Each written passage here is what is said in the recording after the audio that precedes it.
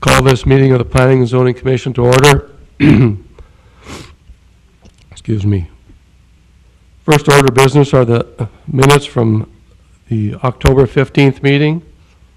Is there a motion to approve? Then a motion to approve. Is there a second? Second. Is there any discussion, corrections, or additions to those minutes? Being none, all those in favor of approval signify by saying aye. Aye. Aye. Opposed? Motion carried. Minutes approved. First order of business on our regular agenda today is a rezone petition. It's to consider a request to rezone from agricultural to planned unit development, PUD, R1, R2, CC, GC, and Park for the Barons Vista development situated in the north half of Section 6, Township 139 North, Range 96 West. The property is approximately 282 acres. At this time, I'd ask the party presenting, please feel free to come forward.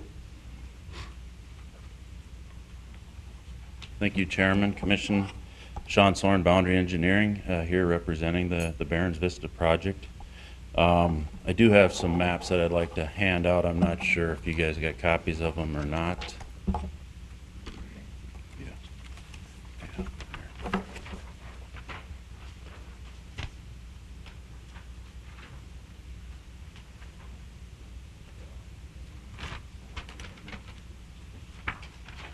Morning, Sean.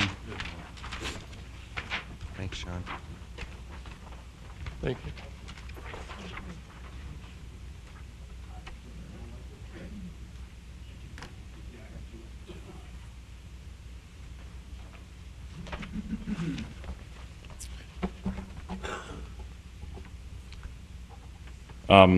The map that I handed out, was at the last meeting. As you recall, there were some changes that were done, and the location of the R1 PUD and changing the flex PUD and some of those things, and this map, the front map reflects how we've moved that R1 PUD north of Fairway into the middle of the development.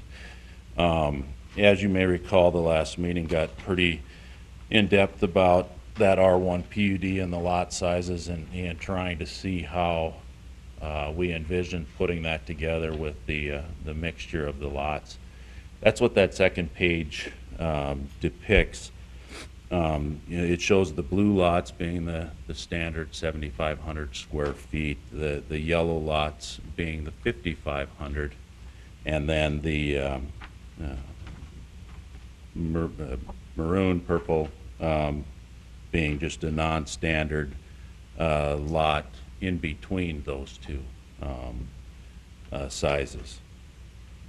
As you can see, in most cases you've got 2 or 3 lots of one size together and then alternating throughout the development. And then the last page you have with that, because one of the issues was parking, we've shown you kind of a typical parking layout for those lots with 5,500, 7,500 square feet, and showing how you can get at least one car parked on the street in front of the residence on a 5,500, keeping a driveway on that lot as well. Just kind of outlines how that would look in the field, trying to answer the questions that were brought up at the last meeting. Other than those items, nothing's changed from the commercial. We still have park dedication on here, and still planning to work with the park district and getting them adequate park space to serve the area as needed.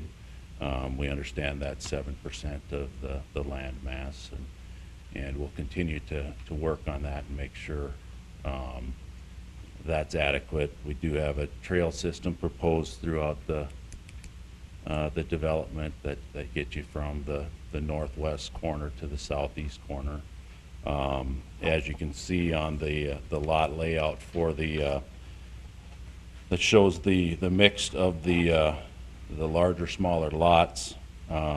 It also shows how we're proposing mid-block carrying trail through that development, so it gives access points up to the main trail through the development as well.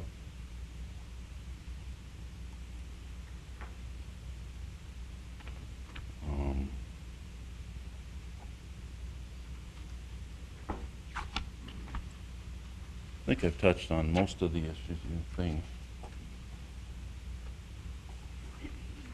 If I may add just a little bit, we can go to sheet 2.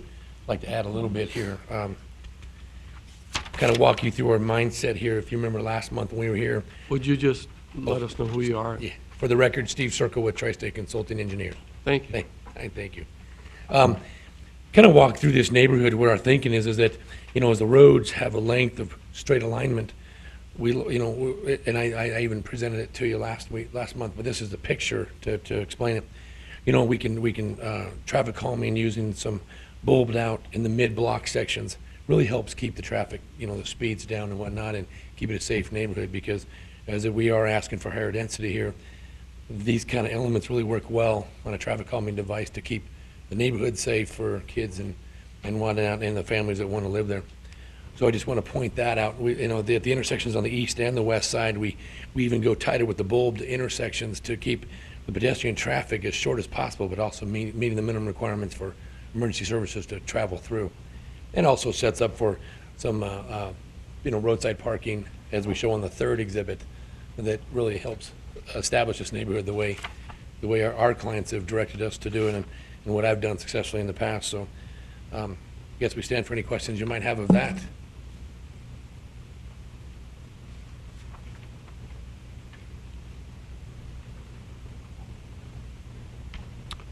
Any questions for Mr. Circle at this time?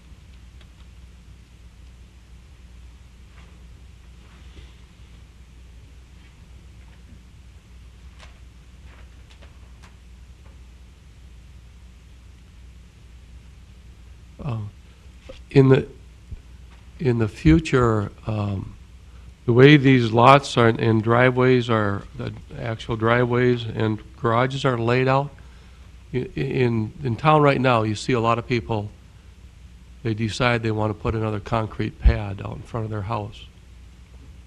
Is there room to do that on these, or is that something that's going to be prohibited? If you go to the third page, yes, there is room, if you can see. And that's the nice thing about this exhibit, is it does spell out the ability to put in, have some on-street parking, as well as 2 cars on each individual lot. But if you can see, we depicted several different house plans which we've been given by the Barron Development Group, and every single one of them fit within building envelope, meeting the requirements, setback requirements. And I believe there's going to be definitely some options to, per owner or buyer, directive of going a wider pad. But we're open for whatever, if that's a thing you guys like or not like. I think it's good to be able to provide for parking for the buyer on their property. And so meeting the minimum at 2 cars is certainly good, and then keep in mind they're going to have a garage as well. But a little wider space for walking up and all that, we're not opposed to that either. Would that be disallowed in the PUD, Mr. Curton? It depends on how you approve the PUD. So if you're generally in favor of what they're proposing, then what they're talking and indicating can work. But the key is what you approve or reduced compared to the standard development code that we have today. Thank you. But for point of clarification, the developer or the property owner, the buyer, can choose to put in more than what we show on the exhibit. They just can't put any less, correct? Okay.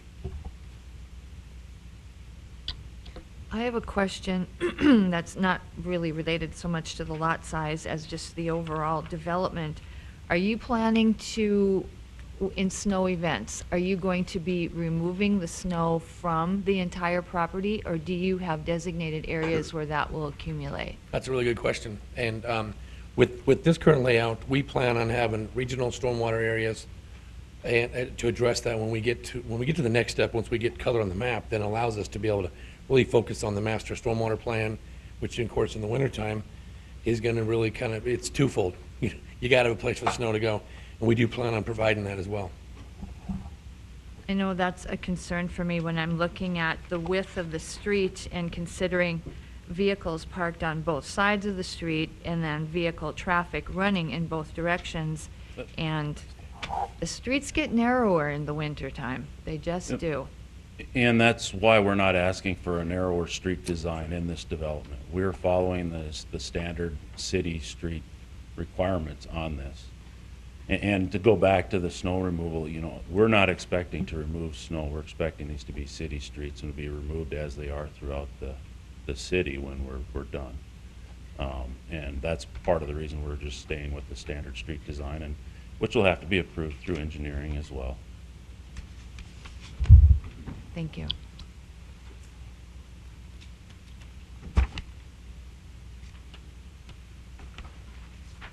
Any other questions or comments at this time? Mr. Chairman, Yes, Mr. Jackson? I think you guys have talked about this before, but talk to us about a realistic timetable and phasing for development. What do you see as a plan? What have the owners told you that they want to do, in what order and when? Something realistic. I'll tell you what the owners have requested, and what they would like to see is starting dirt work in the spring, and getting building permits sometime next year. We're targeting maybe September 1 Building permits for what? for the commercial on the east and the R1 PUD portion. That's kind of the phase one portion. Really, they want to target that R1, the PUD portion that we're talking about. That's what they want to get in the ground. In order to do that, obviously, we've got to get Fairway in. We've got to get all the water and sewer infrastructure in, which comes past that commercial, which makes that commercial part of that phase one as well. Phase two would then be the rest of the development as a whole. Realistically, you know, starting construction next year, getting maybe occupancy the following would kind of be a realistic goal in 16. Starting phase two, maybe late 16, early 17, and then building it out. That's kind of the direction we've been given. But they definitely want to move as fast as we can work with the city and move, and the demand is there. Yeah, I just want to reiterate too, it is Okay, their intention. Just Oh, let sorry. us know who you are. And Kathy Cronin, with Barron's Vista and Catherine Cronin Agency. I'm a real estate broker here, and I do analyzing the homes that are available on the market. And I know that Barron's wants to get started on those homes. One of the issues, I know all of you know, we're having trouble finding homes for our workers. That's one of their focuses, and they need it too if they're going to put this development in. I analyzed the homes on the market this morning in our price range that we are trying to hit, the 180 to the 250 range. Actually, I did all the way up to 300. We have 58 homes on the market. 42 of them are pending close, and 11 of those do not really fit into the type of homes we would be putting up. They're older homes, have other issues, townhomes, things like that. So I just want to, timing is critical. This year, it's a big project, a lot of infrastructure to get in, and we want those homes as soon as possible, just like everybody else.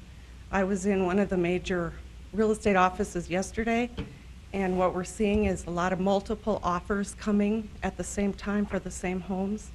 And basically, that leaves in our market that we're targeting 5 homes that would be like that we would be building. And it's no wonder we're getting multiple offers. That leaves a lot of people out and not getting the homes they want to bring their families. So just keeping the market in front of you and letting you know this, the critical issue we're trying to create. and fix. Any other questions or comments? Is Barron's planning on building homes themselves? Are they going to be just a developer, or are they going to build homes? The plan with Barron's is to build out all the homes and sell them themselves. They're planning to do the R2 PUD, the townhouses, all of that part of the development. There's a portion of the commercial that they're planning to do, but the majority of that they are looking to sell and have someone else build. That's one, getting the home prices in that range is a multi-pronged approach. I think we've talked about it before. It's not only the size of the lots, it's them building it out themselves, them not selling the lots, and having more of a program build so we can build multiple ones at one time. So there's a lot of other things that go into keeping those home prices where they are. So it's a big effort by Barron's to keep their profits down, to keep everything down, because we have a very vested interest in getting those homes to the right people. We don't need a bunch more homes over 300,000. If you look at the MLS, you're going to see there's some inventory there. We need those homes in the price range that those workers are coming to this town that can afford. I mean, it's amazing they can go up to $250,000 anyways, but I mean, that is a range that many more of the people coming to town can afford and to bring their families here. And we need that workforce.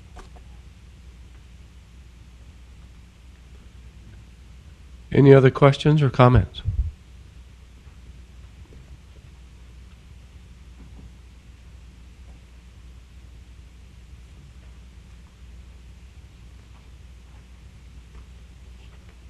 Mr. Chairman? Oh, I have a Mr. question, Elkin. But it's for Mr. Cortana. Okay. Not for Ed. Do we know how many lots are out there that are available for residential development? Whether it be for R1, R2, or even R3? Do we know what's out there? We have an inventory of that? We have a lot of land. Not at my disposal at this point. Over the last couple of weeks, I've been trying to put together something. I was not here at the last meeting. I watched the meeting, and I heard your struggles with respect to this development. So I started working on it. Attached in my memorandum would be I feel that I could provide that unplatted, platted number of undeveloped lots within the city probably by December, maybe January. To do so, it just depends on my time. But at this point, I don't have a figure for you. Some rough estimates are dwelling unit-wise, just some preliminary data. We have, I would estimate, probably between these are entitlements that could happen, between 6,000 and 8,000. If you factor in that at 2.3, you're looking at a pretty high population that we could, if everybody developed, and of course that's not going to be the case, if everybody developed to what their capacity would be, we could have a population of 16,000 to 20,000 at our current rate at this point. But I will have better figures for you in about a month or two. And I recognize that not all of those lots, they may be replatted to something other than, but the fact is, we're looking at a substantial development here. And I'm not saying it's not needed, but then I'm looking at the development that's off to the east, and I'm talking Five Diamonds. What do we have over there that's established, and what's going to be developed? They have an entitlement of 250 dwelling units, apartments. So Just apartments? just apartments. Any further comments? Can I add to that lot situation? There are some lots out there in the 7,500 square feet and over, and actually some of them aren't selling. One of the reasons the home isn't built, the home ends up being over 300,000. On those other entitlement lots, you have to have a developer willing to build them. You have to get the infrastructure to them. Barron's has a plan. They plan on building these homes. They're not going to provide lots to sell to another developer to come in and build a home. They're going to provide these homes. And I think for our community, this will provide us the fastest, the most homes that we can to really get that labor force here and help us in the long run. So there are some lots out there and there are some entitlements, but it's not the same thing. I mean, we have a plan to go forward and provide those homes all the way through. Thank you. Thank you very much. Mr. Kubas, maybe you can answer this. How committed is the city to have infrastructure out there in approximately a year for water and sewer? Mr. Abrahamson, when we discussed the facilities and we got the urban service limits extended several months ago, we acknowledged that the ability to serve the property would be there. It would require some off-site utility work by the developer. Right now, we have a commitment from an adjacent developer, the Dickinson Hills development, to run water and sewer through their property at their expense. That isn't a city project, so there are some, I guess, third-party steps that need to be taken by another developer to construct Fairway and the utilities in there. Other than that, the facilities to serve the property, this property, will be in place next year. So, and it'll require some off-site utility work by the developer to connect to those mains. We're talking mains that are along the east or the west business loop. So, it's not a long run by any means, but it'll take some coordination with adjacent landowners. But thank you. Mr. Chairman, Craig, so you're telling me that Fairway Street will be developed by the end of next year or sometime next summer? Five Diamonds will have their portion of that developed?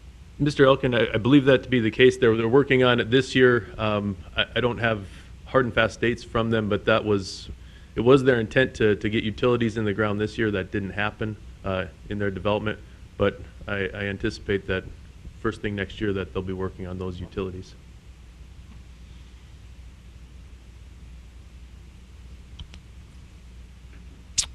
Thank you very much. Thank you. Mr. Chairman, Mr. Jackson? can we talk for a minute? You know, there's been a lot of focus here on the residential,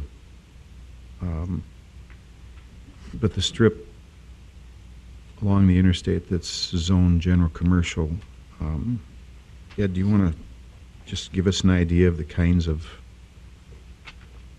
development, the kinds of businesses that can be located in GC zoning? GC is our most intensive commercial district. It's just one below the light industrial. The uses you could have are all your retail, your traditional commercial. It does allow, the majority of the uses are ones that allow outside storage.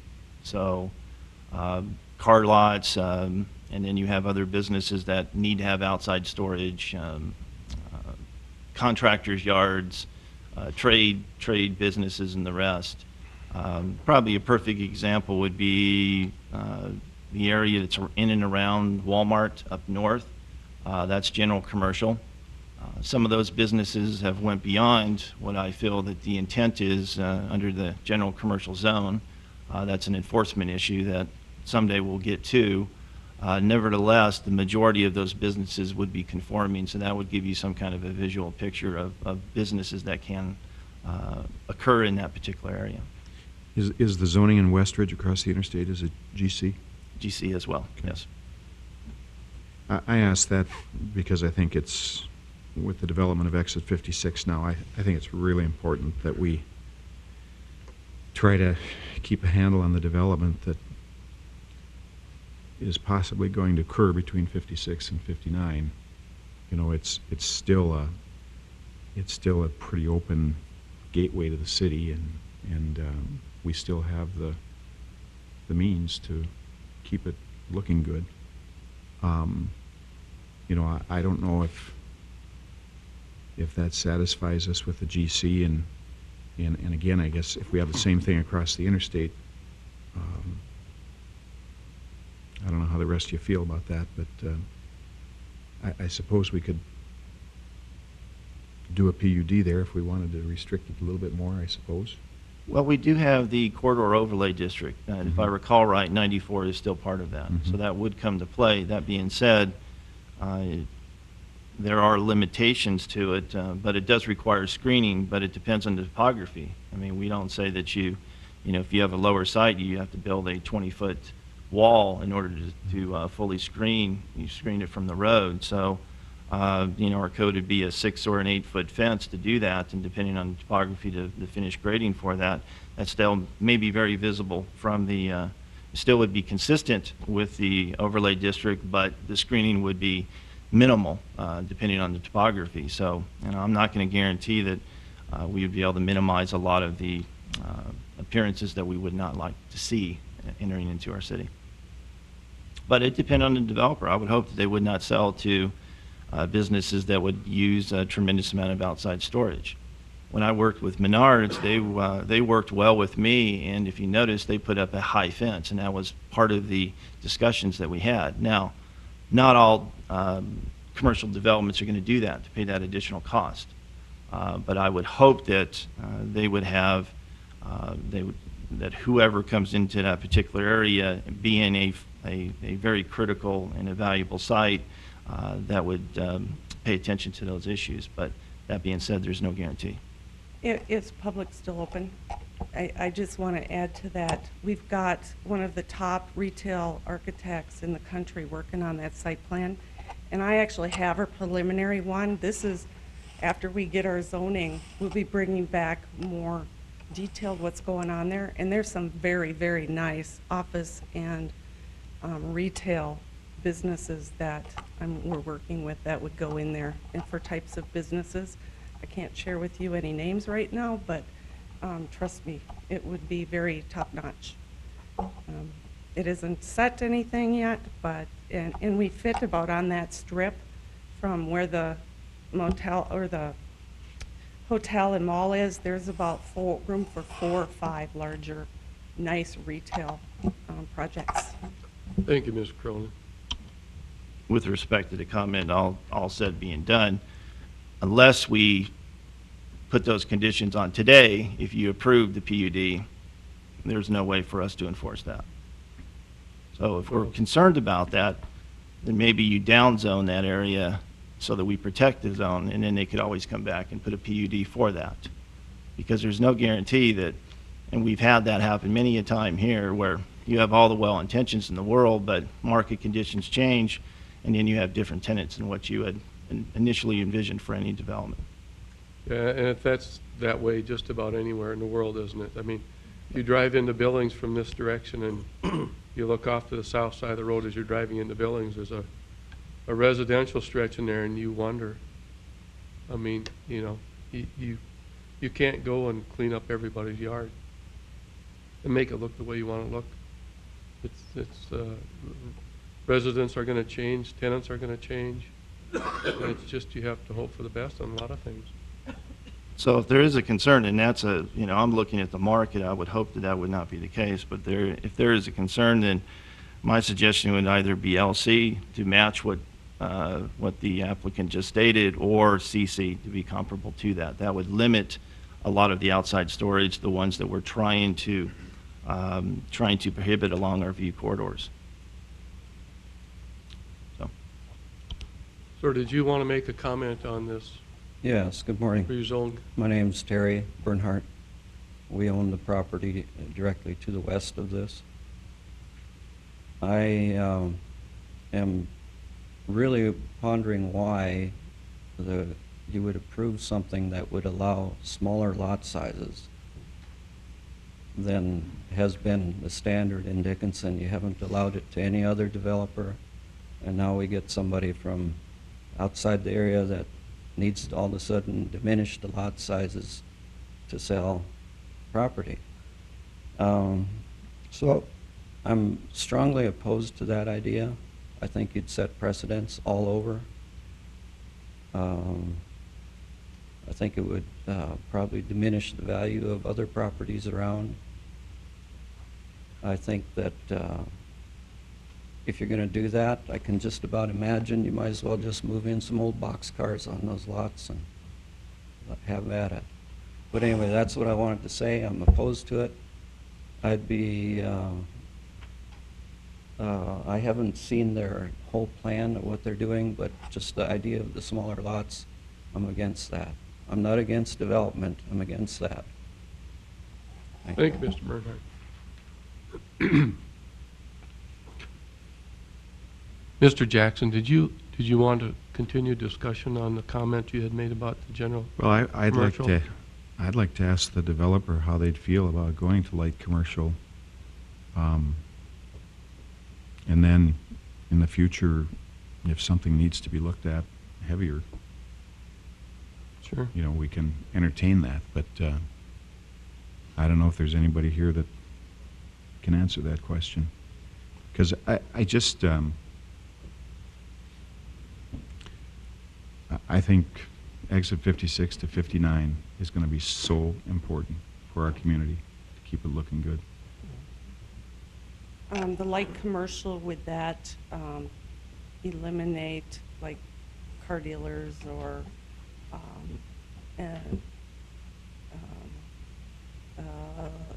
lumber store, retail type thing? I think it would. And with this size of property and being highway commercial, like, those are the type of things that would typically go there. And I think, you know, if you look at our site plan, we have a very upscale site plan. I mean, we're hoping to get the presidential library there. For Pete's sakes, we want to design our development that's going to be justifiable to put that type of thing there in our commercial area. I've got some designs for some of the office buildings. They're great. I could share them with you. I just think it's a little early, and the sooner I can share them with you, great, but I don't want to get into, I like that style or I like that style. We're just asking for zoning right now so we can move forward and have a plan. And I think it's just critical to get the zoning and entitlements out of the way so we can bring all that stuff forward, because all of that will come before you also. Thank you, Ms. Cronin. Mr. Chairman, Mr. Croton. you know, the land use, this is the zoning, so this is the time that we have to address those issues. If you're concerned about that, I would recommend a continuance, let them supply their information to be vested in as part of the PUD. Otherwise, determine what you think would be the best for the land. LC is very limited. You can have medical offices, professional offices, but it's some retail, but for the most part, it's a transition commercial zone between residential and your first commercial. And we've allowed those in the past, and it's mainly been for doctor's offices, dental offices, next to residential districts. That doesn't appear to be the intent, and that area is more suitable for retail than professional. You know, it's a very valuable piece of land. I would hope it'd be for retail for all purposes. So CC would be more appropriate. That being said, if we wanted to further condition it because we're not confident or sure of what the outcome could be, then they could come back with a proposal based upon the CC with limitations on some of the land uses, and then you can tailor it into what you feel comfortable with. But there's no certainty, as we all are aware of, whenever we rezone a property, you're allowed to have all those uses that are permitted by right.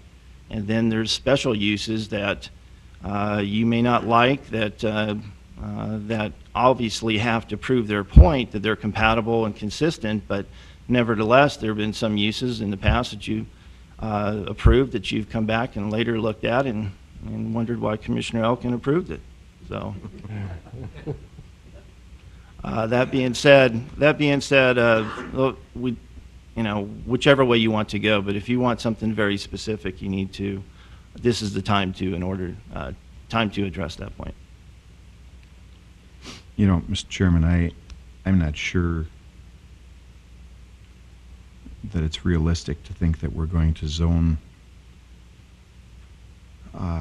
something lighter than GC all the way out to 56, if that were to develop that far, you know.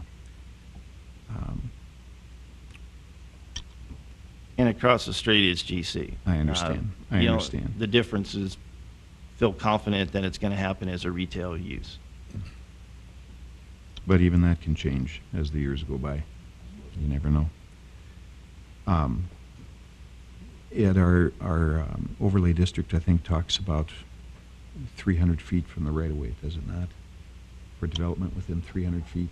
Development within 300 or 400 feet, and they need to have the building up front. The parking should be, if at all possible, back. The bays should be on the back side, depending on, you know, we prefer to have it that way. So yes, there are design criteria. If you want to do anything that's storage, that's not part of the primary display, a car dealership would be an exception, then it needs to be back or it needs to be screened away from that distance as much as possible.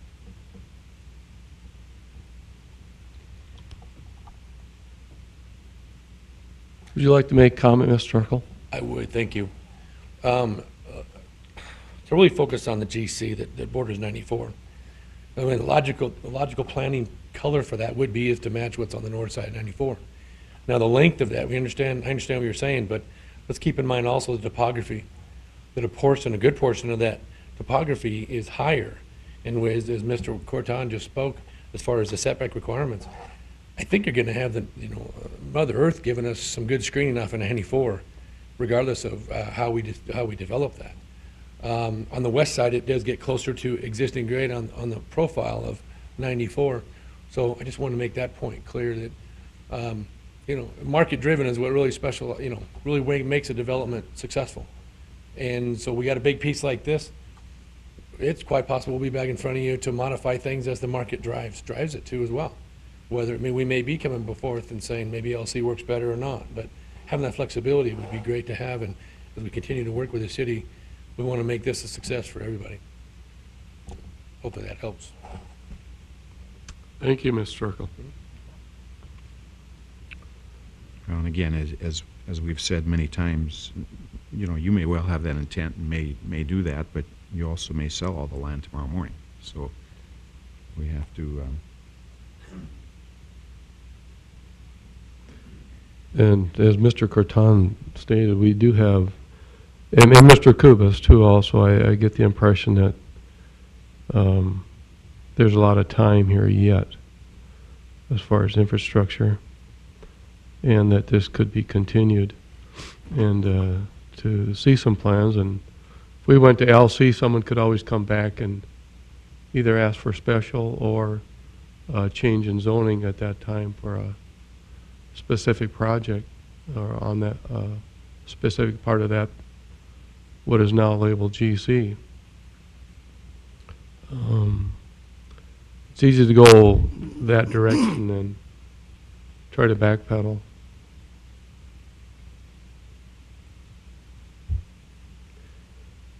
At this time, I'd ask if there's anyone else in the public who'd like to make comment on this. Please feel free to come forward. Good morning. My name's Mel Wenko. I'm here representing Jody Arthod, who owns the land south of this development. Would like to reiterate his concern regarding the size of the lots being as low as 5,000 square feet, or 5,500. Jody has been in communication with realtors in the area who are seeing new construction at over $200 per square foot. We've asked the Barron's Group how they're going to build the more affordable houses. They mentioned it today that it's because they're going to be building it themselves in bulk, and they'll get more affordable costs on parts. We asked them to provide the details on those parts as well as labor and how they can get those costs.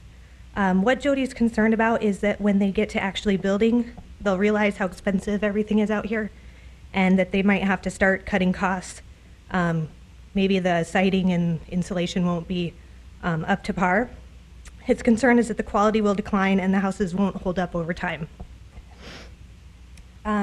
Jody has expressed to me that his desire is not to hinder the growth of the city, but he wants it to be done in the right way. We ask that you require some more detail about how the quality of the construction will hold up over time before approving this development. Another suggestion is to allow them to do this development with the 7,500 square foot lots as required by city code now. Have the developers prove that they can develop multiple houses at this lower cost. Maybe not as low as they would like, but then perhaps a future development could then be proposed with the lower lot sizes after we have seen what they can do. Thank you. Is there anyone else in the public who'd like to make comment? Please feel free to come to the podium.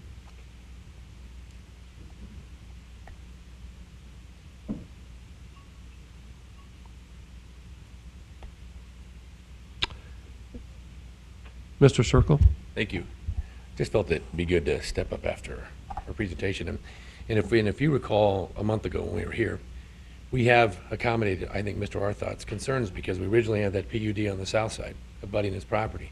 We moved that to the middle as recommended by him and Mr. Corton to isolate that. So around the border of his property, we are at minimum. We're not asking for anything higher than the minimum city standard. So we feel that we're providing that cushion for our surrounding neighbors as a transition from county versus city-like density and city infrastructure. Thank you, Mr. Circle. Thank you. Just to clarify, Jody never requested the move from the south, the smaller lot sizes from the south to the middle. That does not impact his decision at all. Thank you. Anyone else from the public wish to make comment? Please feel free to come to the podium.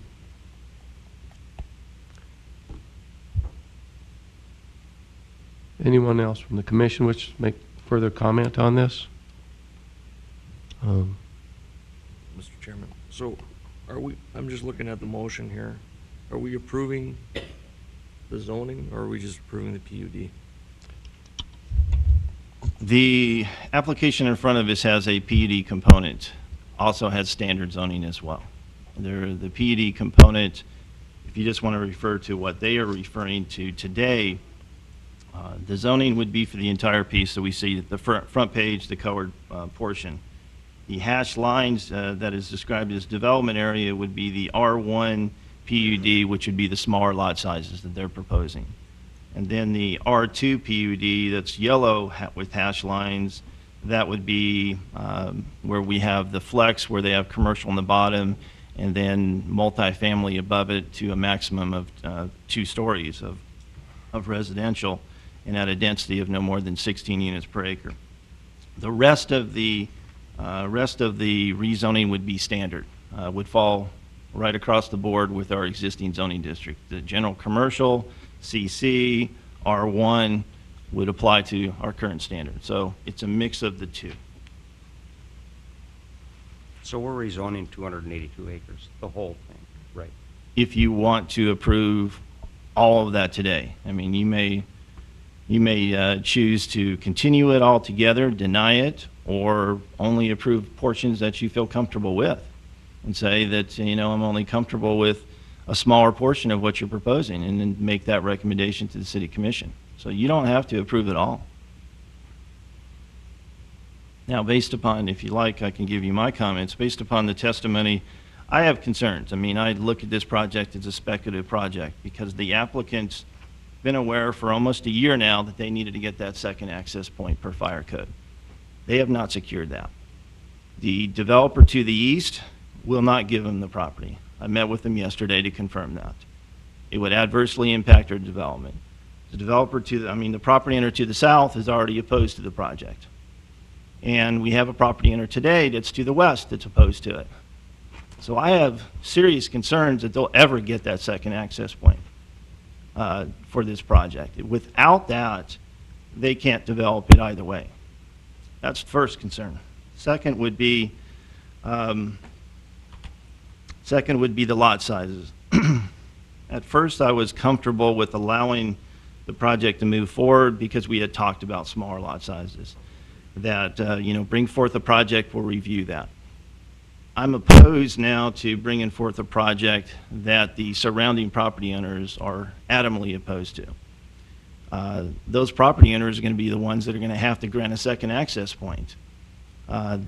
to that. So this project has a lot of questions with respect to it. I feel that based upon your discussions of last month, it would probably be prudent and warranted to continue this project indefinitely until such a time as we could draft a small lot ordinance. Then they could come back with respect to it and be consistent to it. Other than that, I can't support it at this point. Thank you for your comments, Mr. Croton.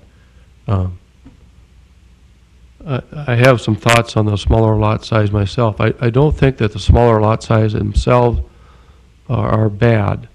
But the comments on the quality and that the places would be, falling down in so many years, that can happen even on a home that's built here in Dickinson on a 15,000 square foot lot. And it has happened in the past. There's been a lot of shabby construction. You can build a piece of junk on a big lot or a small lot. And that's been my concern. I've made comments on it many times, that if we could write into these PUDs certain quality assurances on some of these smaller homes that are up and above those on a standard home, then I would fully support it. But it gets really hard to do that. You can't impose those things on the builders. But those type of homes, I do believe would be warranted, where if you had a quality type home on a smaller lot, there are people that would buy them knowing assured that ordinances would be enforced and they would have a nice quiet place to live and they wouldn't have a huge lot to take care of. And there's certain people that like those amenities in their lives at a certain stage in their life too. But with all the opposition and those things cannot be assured, I agree with Mr. Croton's comments. Anyone else from the commission wish to make comment? Mr. Chairman. Mr. Jackson? I agree that there are some detailed hurdles that the owners have to get over to make this thing fly. I think there are more. I don't think it's a given that Fairway is going to be built through Dickinson Hills next year. We hope it is. I sure hope it is. But I don't think that's a given. And if it doesn't get built, unless these guys are ready to build it, this doesn't happen. So there are a lot of those detail things that they're going to have to work through, and we'll be involved with them. We still have to do subdivision approvals. We'd still have to do a development agreement. There are a number of things to happen yet. My biggest concern on this whole thing is the issue that Mr. Croton brought up earlier in answer to somebody's question, and that is, do we need the subdivision at all?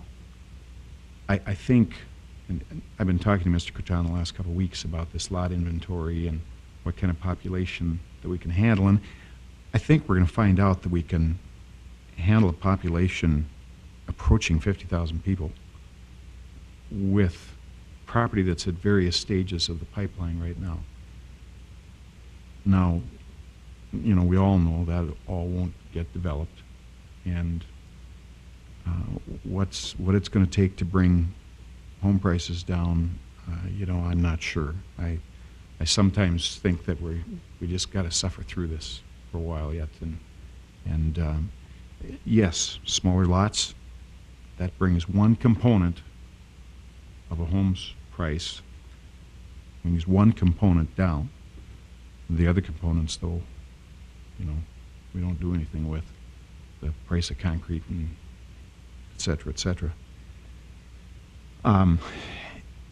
This is really complicated for me, because if we do think we have enough lots, enough residential lots in this community, we're going to have other projects come before us in the next year.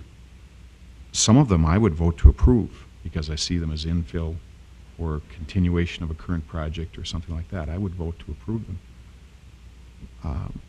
But you know, in an effort to be consistent with our decision-making, it complicates it for me, at least. A couple days ago, I was ready to vote no on the project. Today, I'm not so sure. But I do think we have to have a conversation, maybe not today, but we have to have a conversation about how much attention do we pay to this fact that we have residential properties that could handle some number approaching 50,000 people. Is there a time we'll say no to a subdivision just because of that? Just because we've got enough? Is there some time that we'll say no because of that? I hope so. I don't know if now's the time or not, but I think we need to talk about that as a board. Thank you, Mr. Jackson. Mr. Chairman, if I may. Mr. add to Elkin. that, I agree with Commissioner Jackson. However,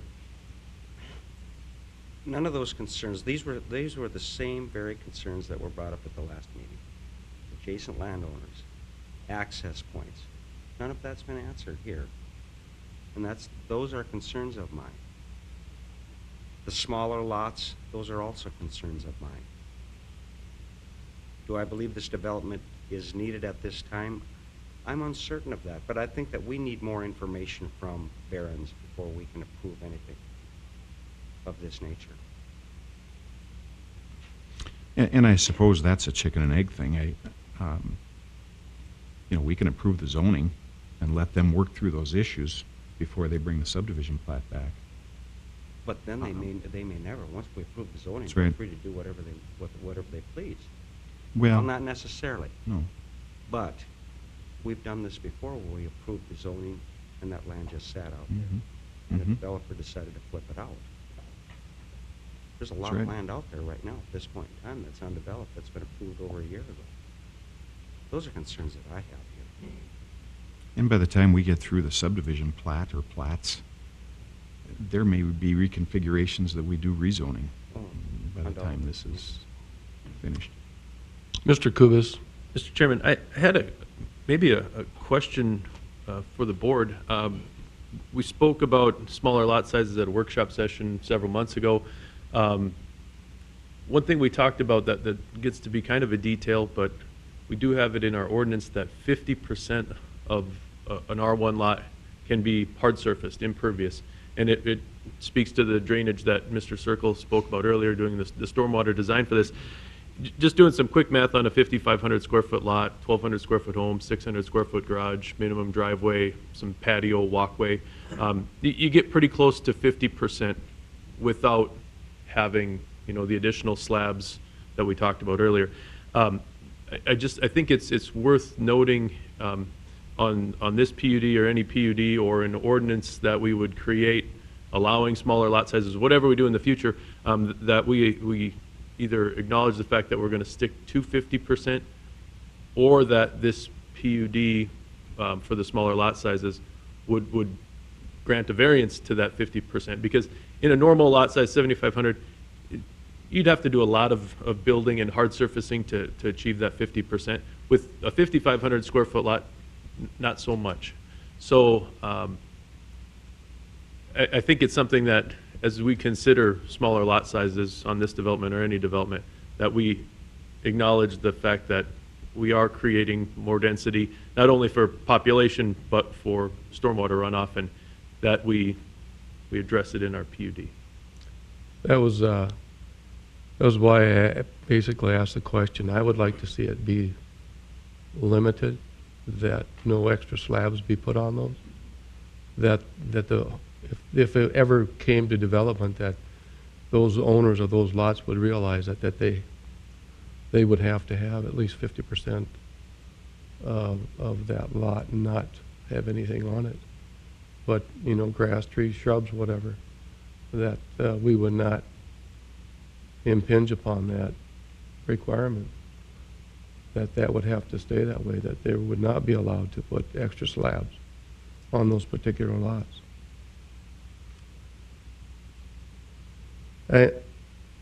and to address the, the issue of all the different developments that we have that are not being fully developed or not at all, what burden is it, Mr. Kubas, on the city when you have to sit and plan? I would think that if we recommended a zoning approval for this and it went forward, you've got to put some time in on saying, okay, is this going to get developed starting next year? What energy does your department and the city have to put in to this development now and all the other ones that are not being developed? That's quite a burden, isn't it? Mr. Chairman, when we have developments like this come in, our biggest burden is we look at those off-site utility-type projects, the main trunk lines that need to come out to service this. While we may ask a developer to pay for those trunk line services, historically, the city's designed those major water and sewer lines for trunk lines. The service lines interior to the subdivision are most often designed by the developer's consultant. But right now, we're looking at 6,100 acres out in the west area, and this is a portion of that west area plan. And so we're looking at a lot of projects, and it's a continual, probably at least monthly exercise to go in and prioritize and say, okay, now is this development moving forward? We don't want to extend utilities out to something that's not going to happen either. And so that's a monthly challenge for my department to go through and say, well, if this happens, then we need another mile of water main or a lift station, and it's a continual challenge for sure. Thank you. Are there any other comments or questions? Mr. Friedrich? Just my thoughts on it. I think what we did after we continued the last meeting was ask them to come back with something that showed what they had planned. I think they've done that. I think I'm okay with the way it's zoned. I'm okay with the PUD. PUD can be outlined. It doesn't have to have these smaller lots. Am I right? By approving the PUD, we do not say we're approving 5,000 square foot lots. That's correct, Mr. Frederick. What you would be doing in approving the motion to rezone the property is to designate that area as a PUD. Once they came back with a plat, there would be a development agreement that would contain all the design details for that PUD as well as any of the other property in the subdivision. Yes. As far as the GC along the interstate, it's pretty hard to limit that to anything else. I mean, you got a big box store that wants to go there or roars across the highway, and you limit them to LC and roars has GC. It takes the competition out of it. I don't think that's fair. So I don't think that, I think the GC is a proper zoning for along the interstate there. I think these guys just need a direction from us so they can keep moving forward. I don't think changing the zoning, we can put a limitation on when the zoning expires. But I think we need to let them move forward and see what they bring us in the future. That's just my opinion on it, so. Thank you, Mr. Friedrich. Mr. Chairman, one other comment. If we approve the land uses as shown here, Mr. Cortana and I were both out last month, and I just wanted to double check, like Mr. Friedrich talked about fairness. I know that the plat that was approved north of the interstate, dedicating right away on 50th Avenue, they had dedicated 100 feet. Need to double check our comp plan on that. Here we're showing 80 in this the PUD exhibit. And then I believe the development to the east, the Five Diamonds development, had dedicated 40 feet on their half of 30th Avenue up to Fairway Street. And then beyond that, I think just dedicated the 33 feet, where it looks here like we were probably going to accept, or vacate that section line 33 feet of easement. So if it gets approved, I just would like to make that noted that, we'd like to ensure that we're getting consistent right-of-way widths. It doesn't make any sense to dedicate 80 feet of right-of-way on one side of the interstate, 50 on the other. So just a comment for the board. And Mr. President, if I could. Go ahead, Mr. Colon. I agree entirely with Mr. Kubas's comments. I think there are some right-of-way issues we'll have to work out here. Just to be clear, the right-of-way decision is not before you today. You're not deciding on what the right-of-way widths are for any of these streets as they're designated here. The only application is for a change of zoning as provided here. The right-of-way we'll work through once they bring a plat forward and we're able to comment on that. Thank you, Mr. Coley. That Mr. that was just my, my comment, was we're fully aware that there may be changes in right-of-way, and the location of the streets that are on expect to be center line, but we're certainly willing to work on right-of-way widths and make sure we're accommodating what the city needs. Thank you, Mr. Soren. Mr. Croton, is that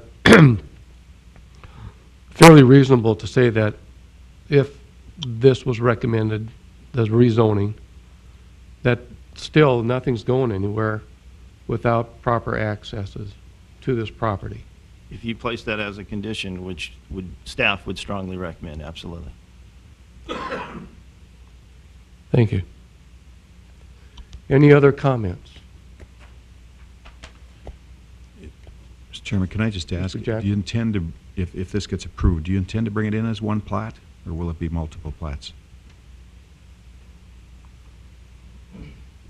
Commissioner Jackson, I believe the plan would be to bring a preliminary plat for the entire, but we'll only be platting final plat for what is planned to be developed. So it'll be multiple phases, 1, 2, or maybe more, depending on how it moves forward.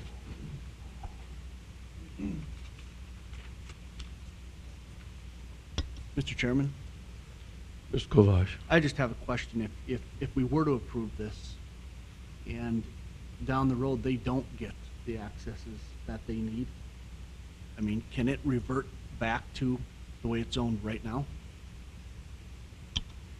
If you approve the condition that I have proposed, then they have 1 year to secure that to the city's satisfaction. If they do not, then the PUD rezone is null and void. That would be a condition of approval. So it would go back to ag. Mr. Coley. I think that's possible. I think as a general rule, Mr. Corton and I may have a difference of philosophy on this, but I think in general, I'm not generally in favor of conditional zonings. You know, I think in order to give property owners adequate assurance, development assurances, it's good to zone property according to what the board feels the highest and best use of the property is. If the property owner doesn't secure a secondary access along 50th Avenue, in this case, there's no building permit that could be issued for this property. That's a requirement of our fire code, a requirement of our city code, that 2 accesses be provided, and it will continue to be a requirement. I think it's up to the developer to secure that. We did have some discussion among staff in the last few days about our capital improvement plan going forward for the next few years. My recollection is that 50th Avenue doesn't appear on that. That may change for the foreseeable future, depending on how development expectations change. But I think 50th Avenue and the access, whether that comes from the north or the south, is an issue for us, and will continue to be an issue, and something we'll have to work through with the developer and other parties that may be involved with it. Thank you, Mr. Coley.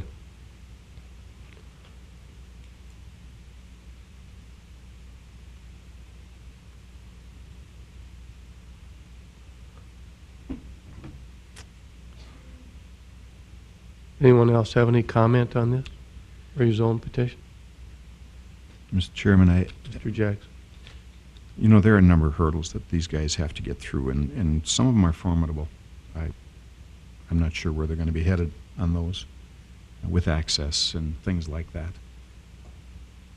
I know that if, by the time the plat comes back, if Mr. Croton has completed his work on the lot inventory, and we have some discussions in that regard, if I have feelings that this is just more than we need, I'm not going to vote for a subdivision plat.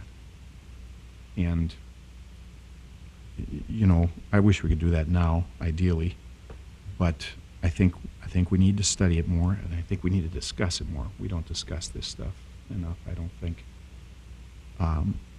So I just want to say that so everybody can hear it, that I think there is still a question in our city about how fast we go approving new subdivisions.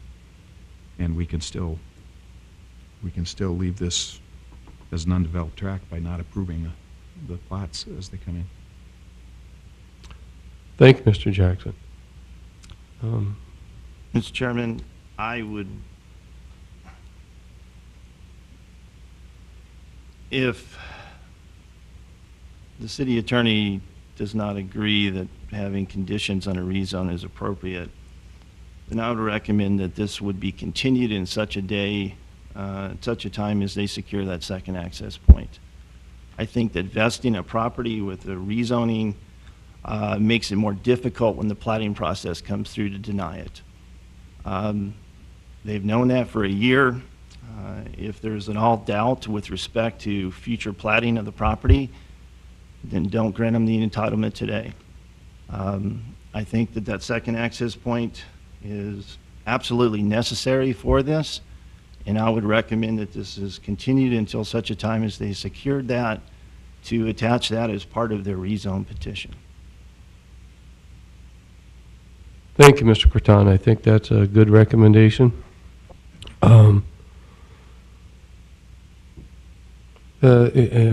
Because if the opinion is given that this is a rezone that would be approved or recommended to be approved, it may give unexpected, or expectations that shouldn't be given, and it puts things further down the road than they really are.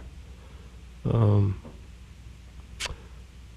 I would like to hear, and I said before when this first came in, and the fact that Theodore Roosevelt Library had been interjected into this project, that would be the most significant thing on this 282 acres.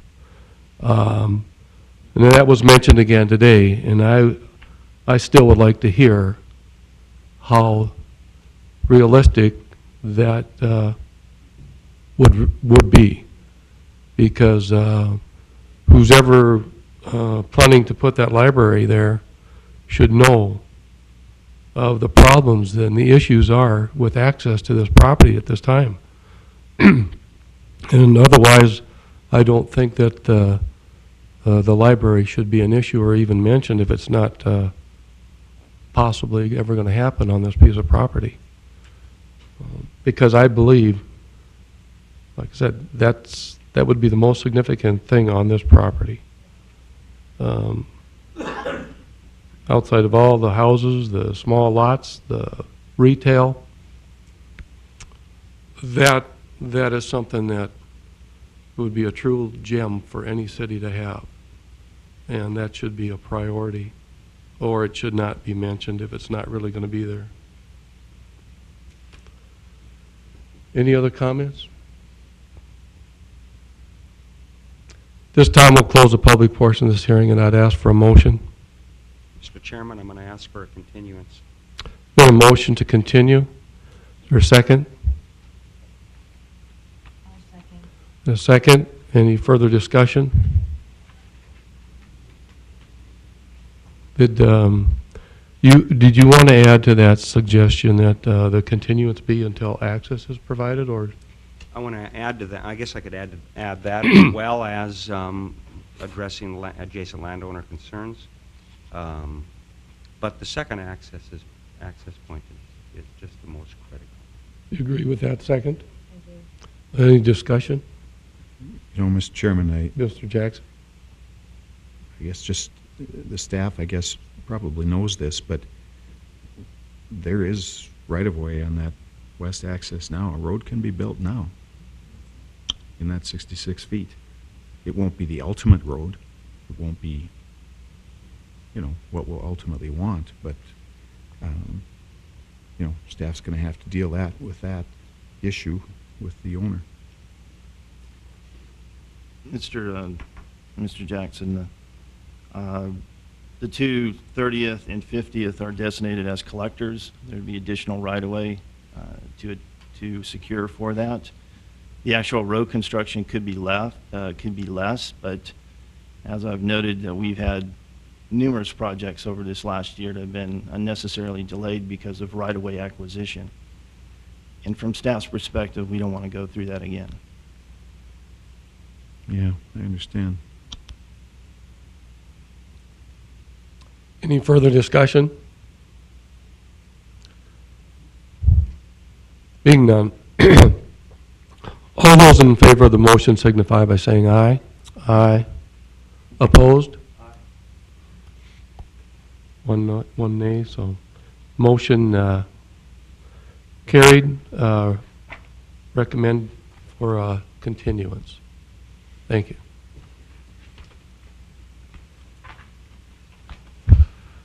Second item on our regular agenda is a special use permit. It's a special use permit to consider a telecommunications tower to be located at 11105 40th Street Southwest in the southeast quarter of Section 21, Township 139 North, Range 96 West. The property is zoned agriculture and is approximately 156 acres. This time I'd ask the party presenting, please feel free to come to the podium. Hello, everybody. My name is Jesse Diamond. I represent Verizon Wireless, and I work for Buell Consulting. We're proposing a Verizon Wireless communication tower that is of monopole design, which is basically round pole. It's hollow in the center, so any lines go up the center. We're proposing it to be 140 feet of tower steel and then a 9-foot lightning rod, which would run into the ground to disperse any lightning contact. It is proposed to be located at 11105 40th Street. It would have an access road coming off of 40th Street north to the tower itself. This is an unmanned equipment shelter and tower, which means that nobody would be there on a daily basis. However, we do have regular maintenance stops which require us to make sure that the property is still secure.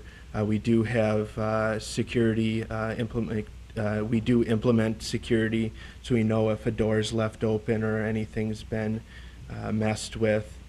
I did get a comment from Steve, and Gene had made a comment about the airport not having responded yet. I did speak to Kent Penny, who works for KLJ Engineering. The airport has hired him to do their design, and in speaking with him, he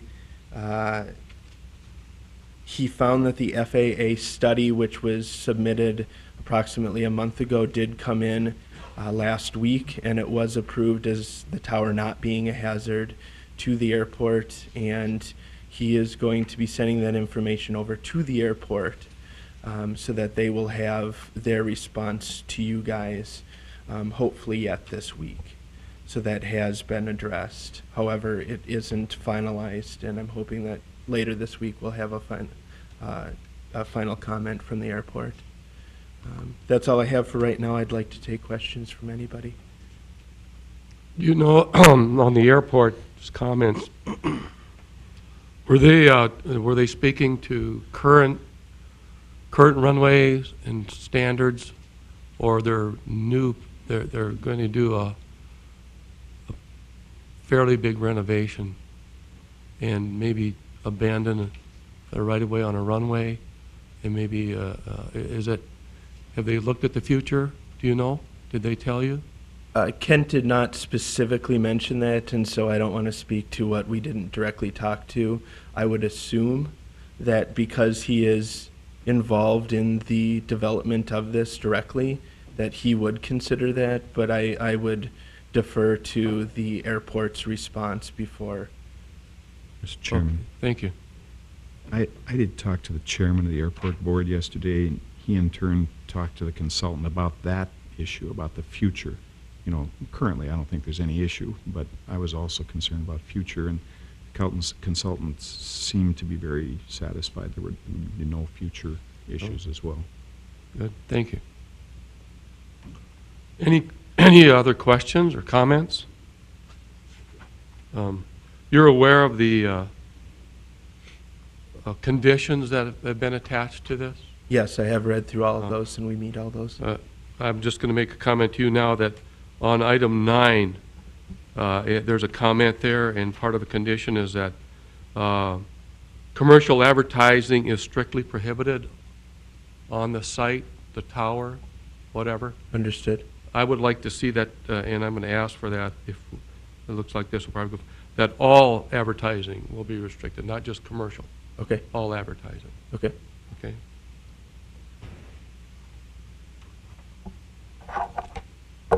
Any other comments or questions? Thank you very much. Thank you. This time I'd ask if there's anyone in the public who would like to make comment on this special use permit application. Please feel free to come to the podium.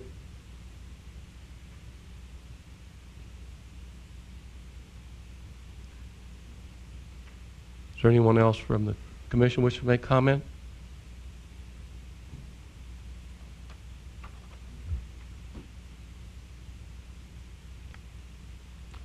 Mr. Josephson, at this time, as the city county planner, I'd ask for your comments, please. Certainly. Steve Josephson, city county planner. This is a request for a special use for a 149-foot monopole telecommunications tower. This is located in the extraterritorial zone. Staff has reviewed this and recommends approval subject to the conditions that are attached, and we can make that change to condition number 9.